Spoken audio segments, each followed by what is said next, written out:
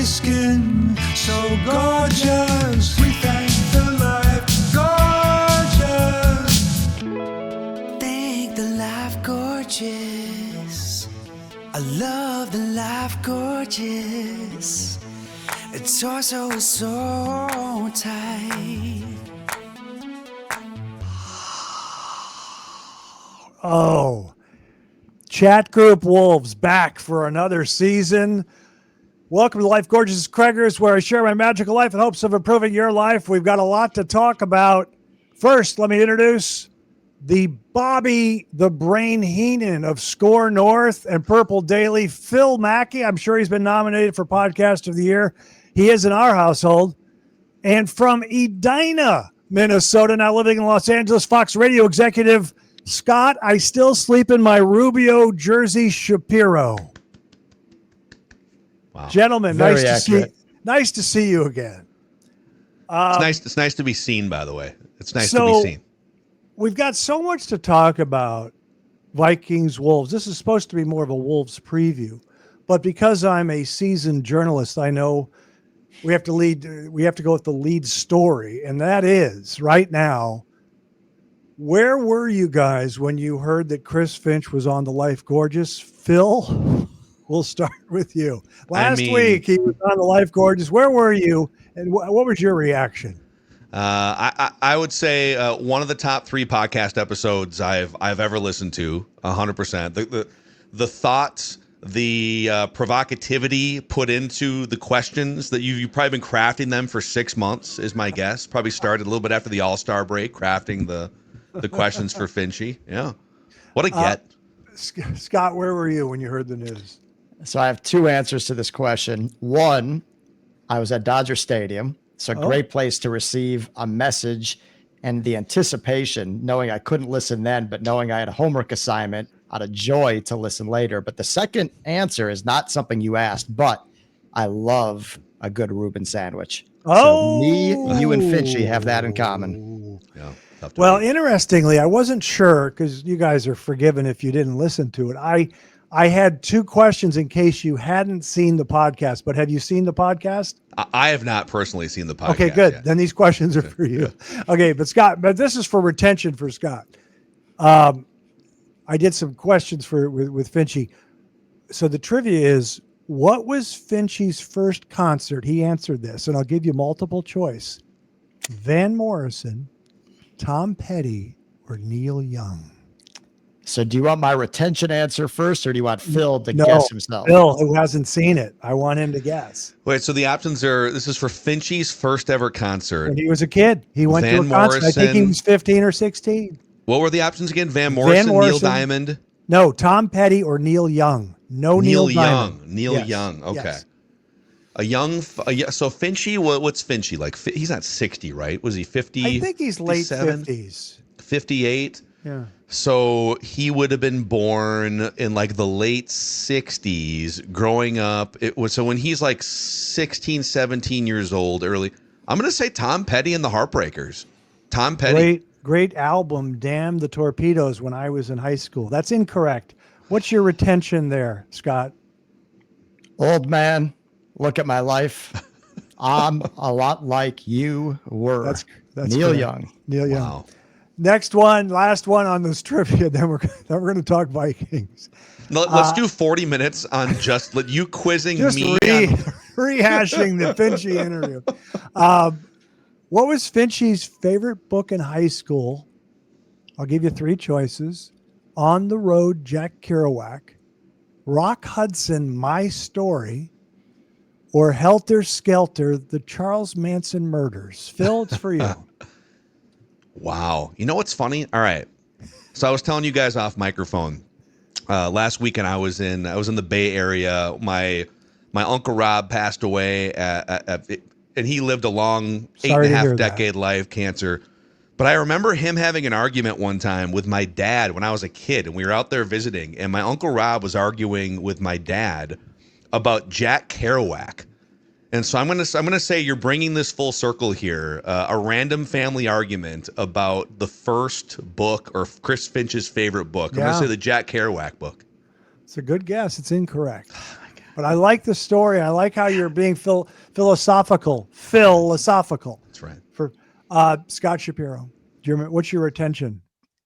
So all I can say is this: Jamal Murray, when he brings the ball up court and he sees Jaden McDaniels standing there, he often describes it as helter skelter. That is correct. That was the book. Retention, amazing retention. So, or amazing use of Chat GPT in real time to scour the transcript. So before we get to kind of a Timberwolves preview, we all watched the Vikings game. Phil Mackey is exhausted from 2 hours of Purple Daily Live with the fans. My question to you, Phil, is were the fans more upset with Carson Wentz or KOC? Very 50-50. By the way, this is what it feels like. I'm certain if you are a licensed therapist and you sit in an office all day while people sit on your couch and complain about their lives and their problems, and it probably just envelops you. So I have a lot of respect for therapists. I'm like a Vikings fan therapist for 2 hours after these games, and I tend to operate from 30,000 feet as much as possible. I'll get a little emotional, a little hot takey once in a while. And I view it as there's a bad loss today, and they definitely shot themselves in the foot. And the Eagles tried to hand that game over about 3 different times. And in the micro, they should have won the game today. But they're also 3-3 with like 50% of their projected starters having missed huge chunks of time so far in the first month and a half, with Carson Wentz as their main starting quarterback and then rookie J.J. McCarthy. It's actually like if you would have laid out the circumstances before the season and said 3-3 or door number 2, I think fans might have said, I'll take the 3-3 and then take our chances. But I would say people are mostly done with Carson Wentz. Him going blue screen of death about 6 times today. He took an intentional grounding for no reason at one point. He threw the ball backwards out of bounds for like 10 yards. It's pretty brutal. I like to describe it as we saw the full car wash. We did. That's what Judd said. Including opening your own windows and like waterboarding yourself halfway through. Yeah, that's Carson Wentz. Scott, is the luster off KOC? I know we all love him. We get upset when he doesn't run the ball enough. When they had it, it was 2nd and 1, I think from the 8 or 9 yard line, and we got a field goal. But is the luster off KOC, Scott? Not even a little bit. Fully on board with KOC, fully on board. Think of what he has. Now, listen, I think the organization may have made the wrong choice this offseason. It's a pretty big decision to go with the rookie quarterback who's unproven. Now, 1 quarter out of 8 looked good. The other 7 terrible, but he got hurt. So we have no idea yet what we truly have in him. But to entrust the organization in a rookie when you have a Super Bowl roster, it's a gamble. Now, Carson Wentz, you cannot put that on KOC. They got him off the bin. He was a free agent. Well, he did get roster in training camp. They did trade for Sam Howell, though. That's Sam Howell, yes. That was the backup in training and he camp. did not work out, so they had to get. So they did not have a sufficient backup plan. They chose to let 2 guys walk. Daniel Jones right now is putting up massive numbers. Darnold's doing great. Aaron Rodgers beat them head to head. So it's backfired thus far, and at this point, they've matched their loss total from all of last season with 3 losses. I forgot to ask. I don't remember. I've gone on record in saying, I'm a big Aaron Rodgers fan, and everyone in Minnesota was worried about the soap opera. I said on the air and in radio interviews as well, I would take a chance on Aaron Rodgers because I like him that much. I like watching him throw the ball. Were either of you guys wanted Aaron Rodgers, or both of you didn't want to go that route? Wanted is a strong word, but I was open to it. I was open to it, and I think a lot of fans, just because of A, his background as a Packer, and then B, he's not the most likable personality. I think he's a little narcissistic. Has he ever admitted he's been wrong about anything football or life related? So his personality can rub people the wrong way.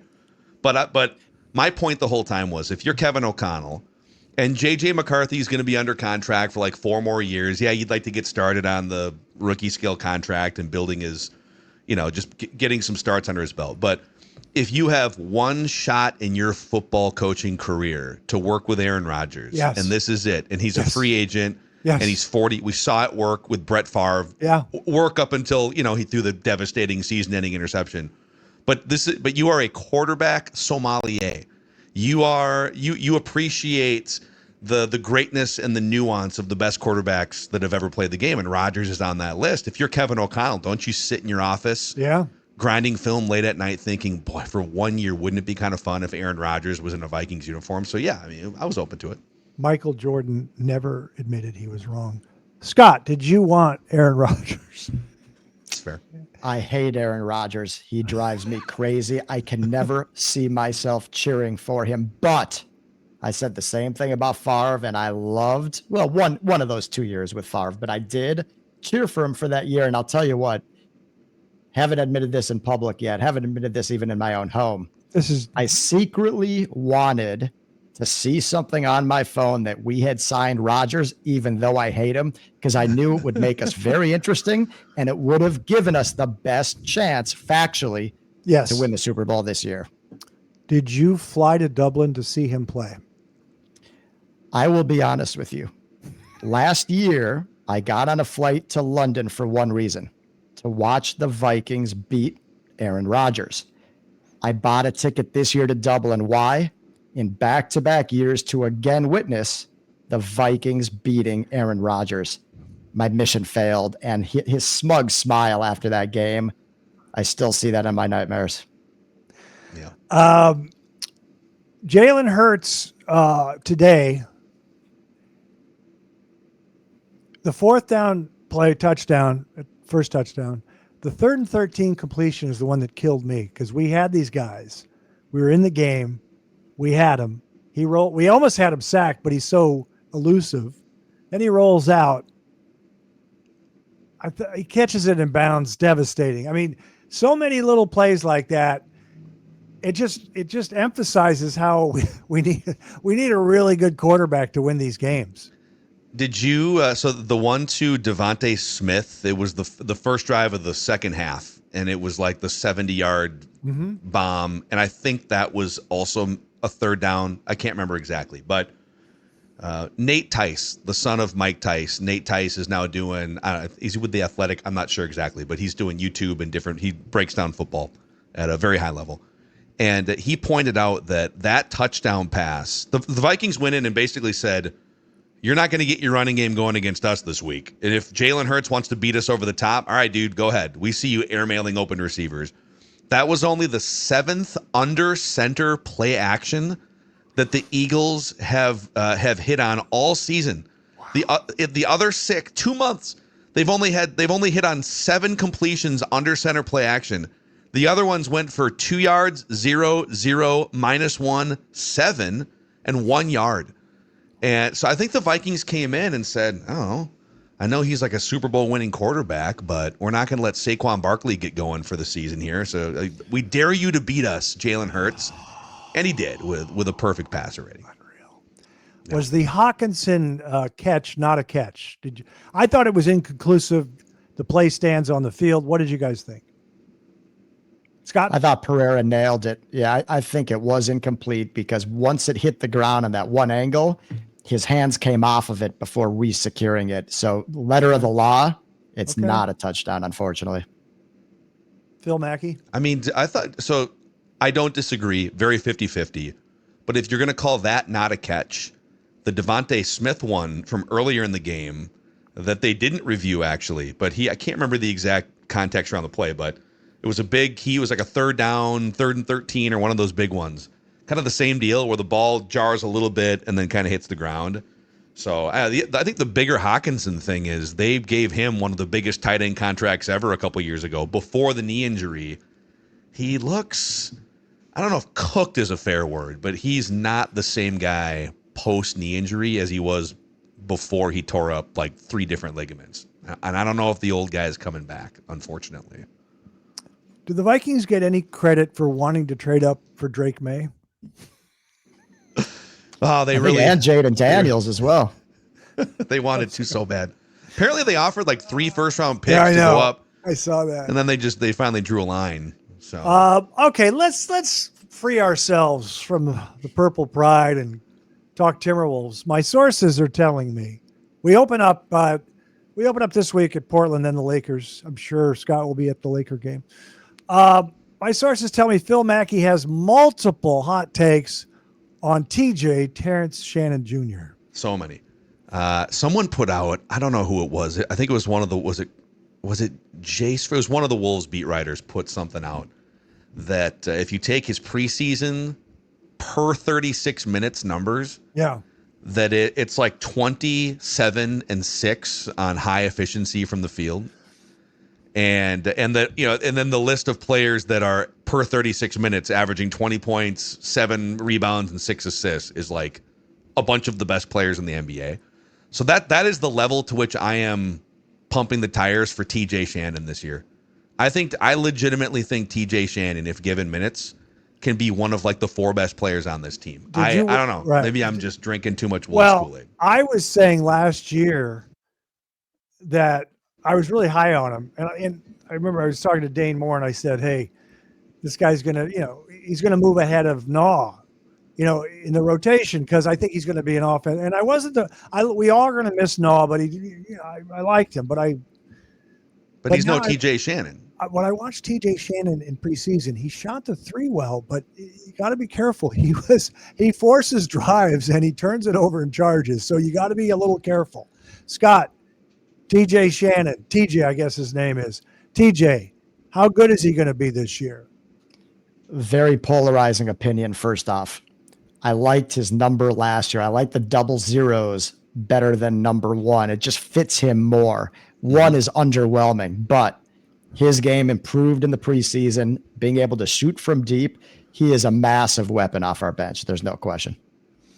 Okay. I want to be honest and get something off my chest. I did watch the preseason. I watched Rob Dillingham, and out loud twice, 2 different games, I said, I miss Jalen Noel. Wow. I'm sorry about that. Wow. That's not true. This is a joke. But how about who he play for? Where is Jalen Noel? He's now? probably nowhere close. He should be in Europe dominating or scoring at least 20 in Europe somewhere. He could be in Belgium right now, averaging 25. I also thought he was going to be like a $20 million a year, 6th man off the bench. Man, I was high on him for a while. I mean, his talent level was almost up there with Rashad McCants. It was very close. Scott, I asked you last season, and you gave a pretty good answer about Rob Dillingham, but I'm disappointed. I expected more. I'm going to pull for him. I still get excited when he hits his shot and he drives, but I'm not holding my breath. What are your thoughts on Dilly? We traded up for him. He was a top 10 pick. We all expected more. Now he's undersized. He had some flashes last year, but I think overall it was underwhelming. Now he's young and you have to consider his youth, and we're on a win now team. So it's challenging for him, but frankly, I didn't see enough flashes. There isn't enough consistency. I love what Finch told you as we're playing the retention game. It's all about the pace and getting others involved. He's got to earn his minutes, but ultimately I love that Finch said that he has to earn it. He hasn't earned anything to this point. I know. I think he's the 10th. He is the 10th man after Jalen Clark will be 9 after the first 3 guys. Phil, you have strong opinions. Are you disappointed? Have you given up on Dilly? Where are you at on Rob Dillingham? Strong and oftentimes wrong too. So what I'm about to say is, it's going to come with some force and then could possibly be wrong. I'll say this. I was actually much more worried about Dillingham's development before we read about Anthony Edwards working on his handles all off season. Did you guys see some of the? I mean, Anthony Edwards just goes dark for like 3 months in the summer. No international play this year. And his social media will have, he's got like Adidas and some different corporate partnerships. So there's stuff going out on his social. But he's just in the gym for hours a day. He was working on, apparently talking to Michael Jordan and then working on that little mid-range fadeaway, which we've seen unveil a little bit in the preseason.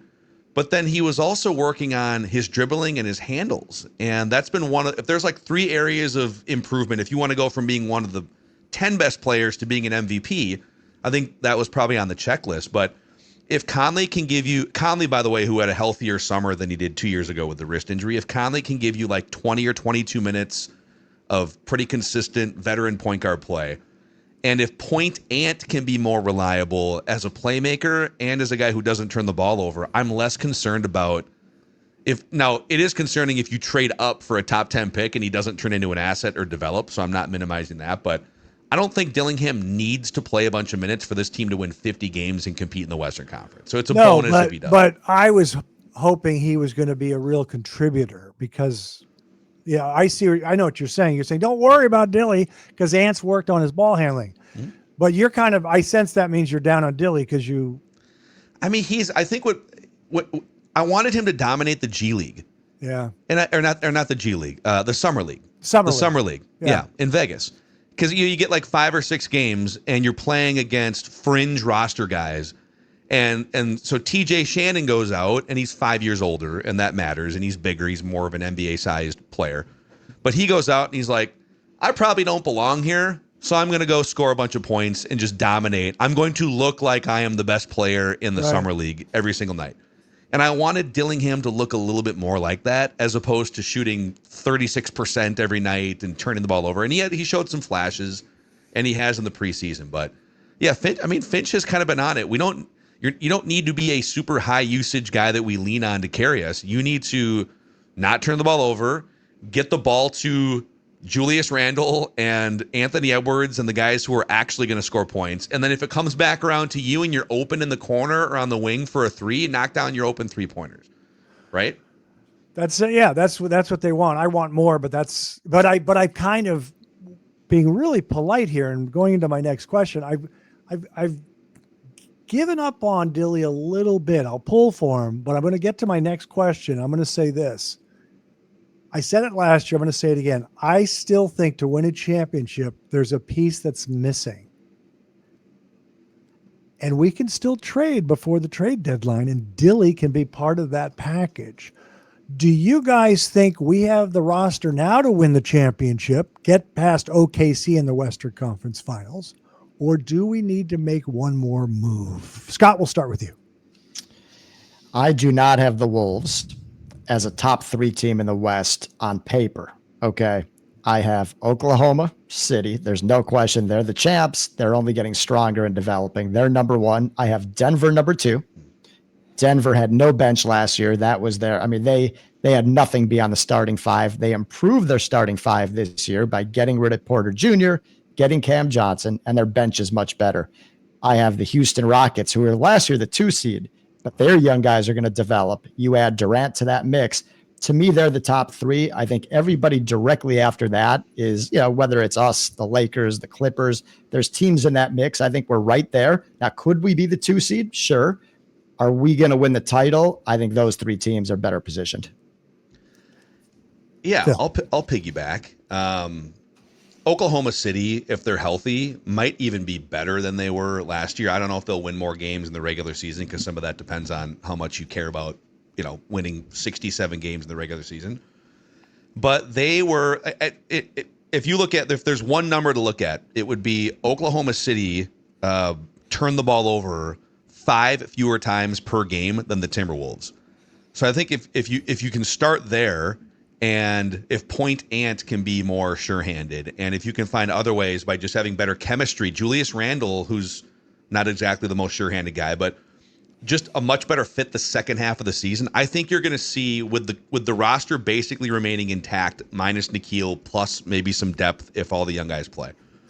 I think you're going to see a similar effect to when they ran it back 2 years ago, where sometimes it just takes guys a little longer to figure out how to play with Rudy Gobert, and injuries can derail things. I think they're going to start hotter, which may spike their seed up into the top 3. I think top 4 seed in the West is a good goal for the regular season. And then from there, we'll see what happens with playoff matchups. But in terms of your question, do they need to make a trade? It all depends. If Anthony Edwards takes a big step forward and becomes one of the top 2 favorites to win the MVP, which I do think there's a world in which he becomes that player, then all of a sudden there's less of a need for a trade of that magnitude. But if Mike Conley was coming off the bench and there was a better point guard that could more reliably get you maybe 15, 16, 18 points on a nightly basis and just get a shot off once in a while. I think that would be ideal for this team. Maybe that's Dillingham. Maybe that happens at some point. Phil, you said something interesting about turnovers, and I have some stats here. You mentioned OKC. They actually led the league in fewest turnovers. The Wolves were 18th at 13.8 per game. My question is, end of the regular season, first, where do you want the Wolves to rank in defense? Wow. Or What were they?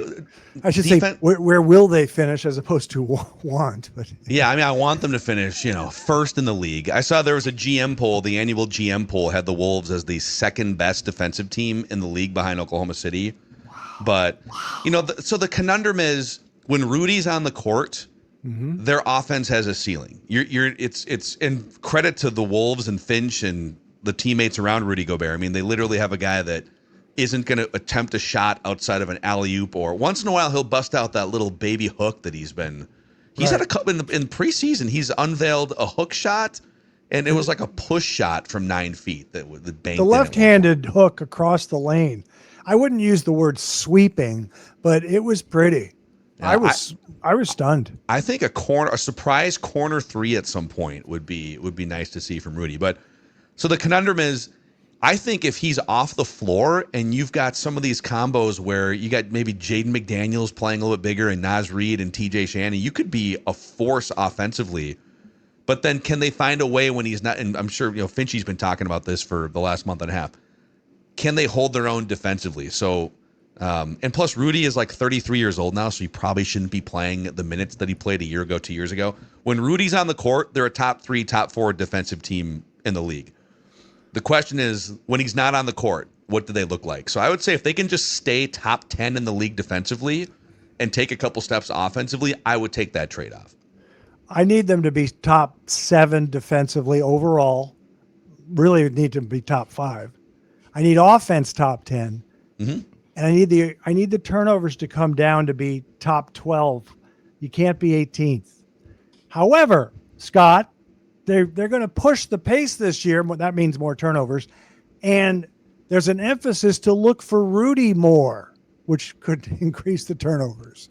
So what are you concerned about? Offense, defense, turnovers? I'll tell you, if they're top 10 in both, then I'm fine, offense and defense, because then they're balanced, and I can live with that, okay? Ideally, I mean, listen, they were the 6th seed last year. They did some things very well, some things not as well. And based on matchups, they were able to advance through the playoffs. But if they're pretty good to elite at both, they're giving themselves a chance that when the playoffs come around, they're going to exploit matchups and be able to play winning basketball. But for now, I just want them to be very good to elite at both. Yeah, and I also think in the regular season, as a fan, I said this to Finchie, because we want to win the Western Conference. We want to get back to the Western Conference. We want to try to win a championship. But before we get there, it sure is entertaining as a fan to watch Jalen Clark and any bench player contribute. In the regular season, that's what keeps it going. It's so exhilarating. Do you remember that game last year where at OKC we were getting killed and they just put in the bench and we came back and won? Yeah. Do you remember that? That was like the greatest thing ever. But so the regular season is going to have some ups and downs. I think we all said just get in the playoffs and we'll gel. And man, we manhandled the Lakers and the Warriors. I think Steph played the entire series. I can't remember. It doesn't matter. No, we would have won he anyways. played 48 minutes every night, right? He was out there the whole time. I don't know. But the turnovers are the ones that kill me. But you guys don't seem to agonize over turnovers because maybe, I don't know. I mean, it was a killer for them last year, and I think turnovers were way too high last year. And then the other area where they lost way too many games was the clutch time close games. 5 minutes left or less. Yeah. 5-point game or closer. And I think the Wolves played the most amount of clutch time games. They also allowed games where it shouldn't have been clutch time because you're up by 18 points in the third quarter to be a clutch time game.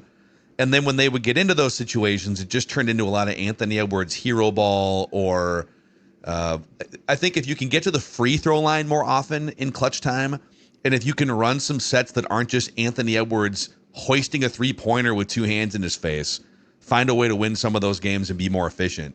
Maybe Anthony Edwards has to flop more. Maybe that's what SGA has taught us about what it takes to win close games in the NBA. He's just so strong. They bounce off of him. I'm not worried about Julius Randle. I think he's playing well. He did really well last year in the playoffs. Has his decision to stop smoking weed affected your personal approach to marijuana? Scott, Phil? Well, there's more available for everyone else now, right? It's great. He's thrown off the supply and the demand. Isn't it funny to see just this happy version of Julius Randle now? He's clear-minded. He's not getting savaged in New York anymore. He's living out in the burbs in the Twin Cities, and he's just blissful now. It's great. We haven't even mentioned Dante. Are they going to re-sign or extend Dante? Do you guys have an opinion on that? Because he might want too much. It was such a friendly contract. Yeah, it is one of the most team-friendly contracts in the league, even though he kind of... I feel like he's all right, I like him. I also feel like he's the type of player you have to be a little careful giving more than like $10 or $15 million a year to. Yeah. Because in theory, shouldn't TJ Shannon and Jalen Clark, as they evolve, and you're going to add another piece or two in the next couple of years. So I almost feel like, all right, I'm good on the 3 years of his contract, and then you can kind of say goodbye to him and find something else on the market. We were very high on him when we got him, and I still love him. He's just I think I'm too demanding. He turns it over, but he's great. Scott, are you a huge Dante fan? Do you want to extend him? Not ready to extend him. I think his personal turmoil and disappointment with being traded on the eve of training camp last year sat with him for at least the first month of the season, and we really saw that. I'd buy stock in him this year. He's going to contribute more. He's feeling good. His body is good. He's more confident. He understands that this is the team he's on, and he's ready to contribute. However, in terms of extending him, he could be somebody, to your point earlier, Craig, that they could package with Dilly to perhaps bring back a better point guard or a better three-point shooter. For now, take the value, take all of the contributions, but no, I don't think we're married to him forever. And finally, last year, Anthony Edwards finished 8th in the MVP voting. Where will he finish this year? We'll start with Scott Shapiro. Top 3. Whoa. Top 3. Whoa. That means 3 probably. You've got, we'll okay. I'll take that in a second. Phil?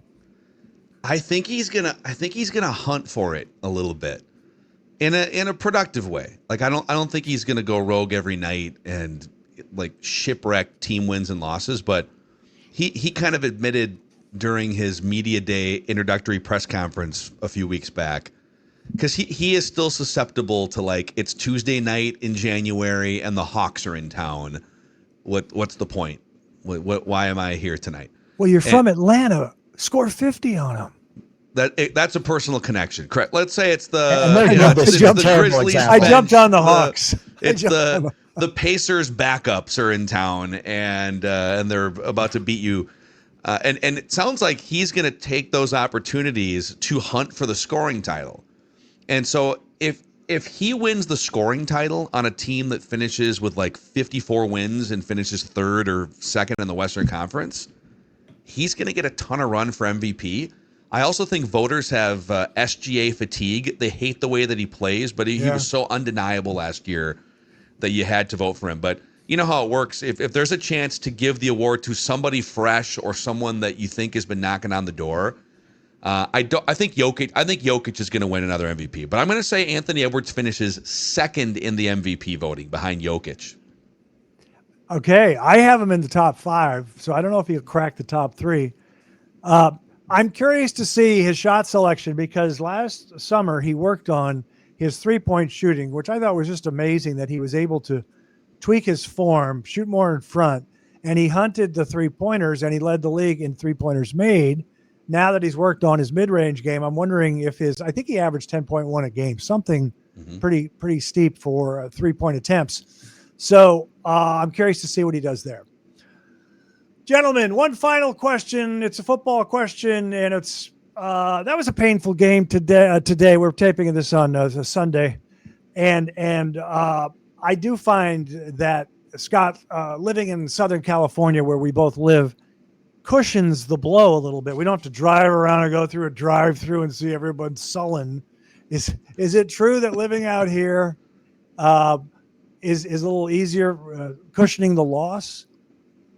There's no question. I was at a sports bar and I walk outside and I see blue skies. I see palm trees. I see people basically skipping down the sidewalk, whistling. And I forgot about it within 2 seconds, even though I still harbor quite a bit of disappointment on both sides of the ball. But yes, living out here, come on, right. There's roses blooming everywhere. Phil, if you had been watching the game in Bodega Bay, you would be feeling better right now. I would, yeah. I feel like I was attacked by the birds. Actually, living in the belly of the beast here in Twin Cities. You walk outside and people are just, frumpy, walking up and down the street. It's like 40 degrees in the morning here now. Yeah, we are literally attacked by the eagles, the birds. Yeah, it's gonna be tough. Thank you, gentlemen. We'll do this again. I'm proud of you guys. Thank you, Craigers. That's our show. We'll see you next time. And remember, young people, I'm proud of you.